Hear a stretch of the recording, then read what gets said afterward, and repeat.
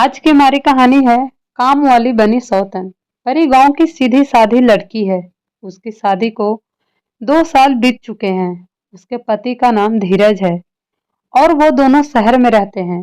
धीरज वैसे तो नेक दिल इंसान है, लेकिन पराई औरतों के सामने वो पिघल जाता है। इसलिए परी हमेशा चिंता में रहती है। ऑफिस से आने के बाद हर रोज परी धीरज का फोन चेक करती है। धीरज, क्या परी, तुम हमेशा मेरे ऊपर शक करती रहती हो। परी, मुझे तुम्हारे ऊपर कोई भरोसा नहीं है। पता नहीं बाहर क्या क्या करते रहते हो। परी को हमेशा शक लगा रहता है। इसमें परी की कोई गलती नहीं है। ऐसे ही दिन बीतते रहते हैं। इतने में परी गर्भवती हो जाती है और डॉक्टर साहब परी को घर का काम काज करने से मना कर देते हैं। परी धीरज से कहती है, परी, डॉक्टर साहब ने तो मुझे कोई काम करने से मना कर दिया है। अब क्या होगा। धीरज, एक काम वाली बाई रखनी होगी। तुम चिंता मत करो, मैं सब कुछ संभाल लूंगा। धीरज काम वाली बाई की खोज करता है और 2 दिन बाद नूतन नाम की एक औरत घर पर चली आती है और कहती है, नूतन, मैंने सुना है आप लोग काम वाली की तलाश में हो। मुझे रख लो, मैं बहुत अच्छा काम करती हूँ। नूतन की उम्र 30 के आसपास है और वो बहुत सुंदर भी है।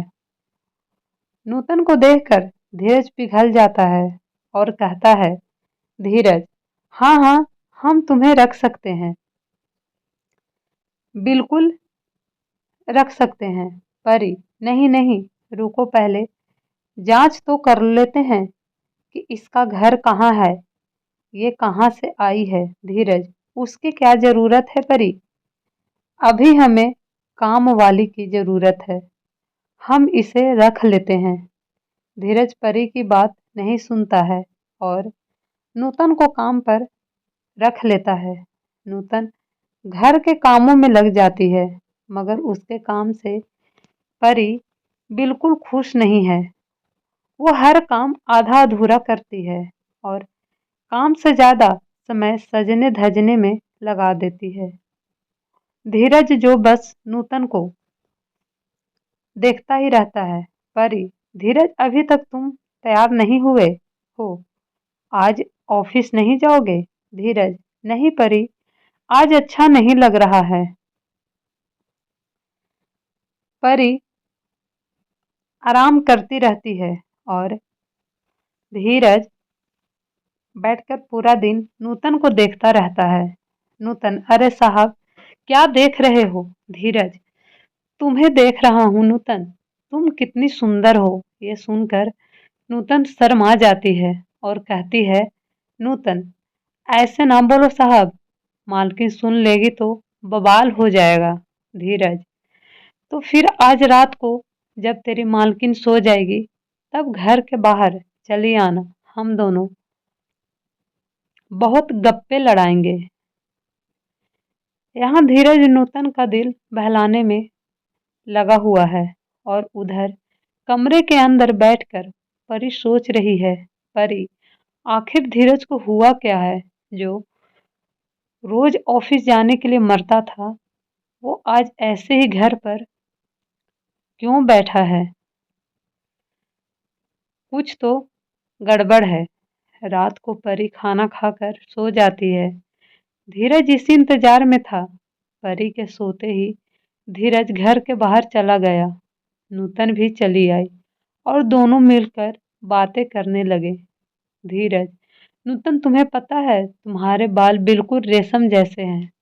नूतन, ऐसा ना बोलो साहब, मुझे शर्म आती है। धीरज, मैं सच बोल रहा हूँ और तुम्हारी आंखें कितनी सुंदर है कि क्या बताऊं।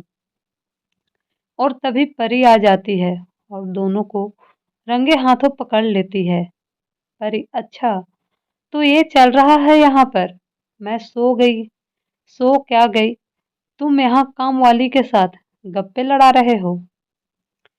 परी को देखकर दोनों घबरा जाते हैं और नूतन डरी हुई आवाज में कहती है, नूतन, नहीं मालकिन, मेरा कोई दोस्त नहीं है, साहब ने ही मुझे बुलाया था। धीरज, अरे हाँ परी, मैंने ही नूतन को बुलाया था। असल में नूतन के पिता की तबीयत बहुत खराब है, इसलिए सोचा था कि उसे कुछ पैसे दे दूं। धीरज, ये लो 2000, अब जाओ यहाँ से। नूतन पैसे लेकर चली जाती है, लेकिन परी का शक नहीं जाता। अगले दिन से परी ने नूतन की निगरानी करनी शुरू कर दी।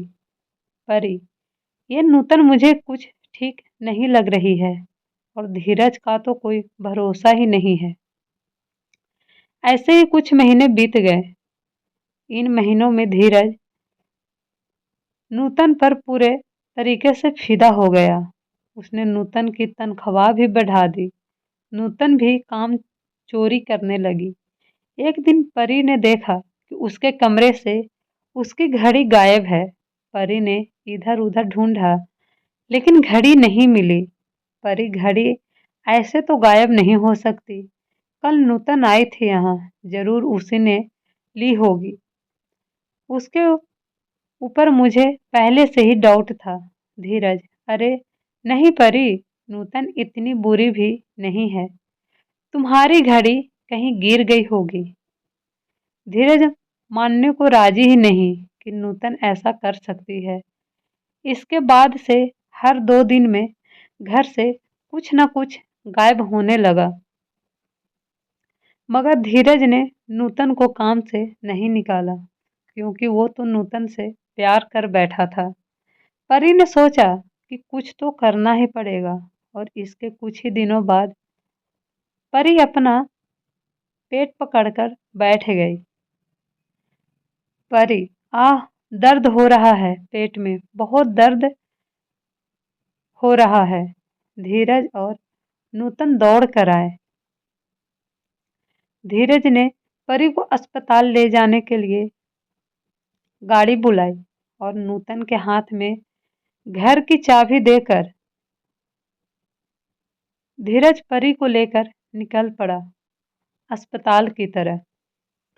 कुछ देर बाद परी ने चिल्लाना बंद कर दिया और कहा, परी, पेट दर्द ठीक हो गया? धीरज, चलो अब घर वापस चलते हैं।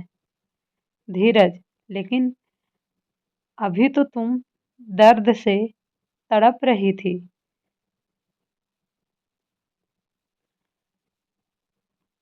परी, हाँ, मगर अब मैं ठीक हूँ, अब चलो घर वापस। ड्राइवर ने गाड़ी घुमा ली। घर के सामने पहुंचते ही परी ने देखा कि घर का दरवाजा खुला हुआ है। परी धीरज के साथ घर के अंदर घुस गई और उसके बाद जो हुआ वो धीरज ने कभी सोचा भी नहीं था। उन दोनों ने देखा कि नूतन घर का सारा सामान इकट्ठा करके एक पोटली में बांध रही है। दोनों को देखकर नूतन चौंक गई। नूतन, अरे आप दोनों आप दोनों तो अस्पताल जाने वाले थे। परी, मैंने पेट दर्द का नाटक किया था। मुझे पता था कि तुम एक चोर हो, इसलिए मुझे ये नाटक करना पड़ा। धीरज, छी नूतन, छी, मुझे तुमसे ये उम्मीद नहीं थी। परी, धीरज, पुलिस बुलाओ। नूतन परी के पैर पकड़कर रोने लगी। नूतन, मुझे माफ कर दो मालकिन, मुझसे गलती हो गई। मगर परी ने एक भी बात नहीं सुनी। कुछ देर बाद पुलिस आ गई और नूतन को अरेस्ट करके ले गई। परी ने धीरज से कहा, परी, देखो धीरज, बीवी के अलावा और कोई सगा नहीं होता। धीरज ने परी से माफी मांग ली। धीरज, मुझे माफ कर दो परी, आज मुझे समझ में आ गया है कि इस दुनिया में अगर कोई मुझसे सबसे ज़्यादा प्यार करता है तो वो तुम हो। आज से मैं किसी भी औरत को आँख उठाकर भी नहीं देखूँगा।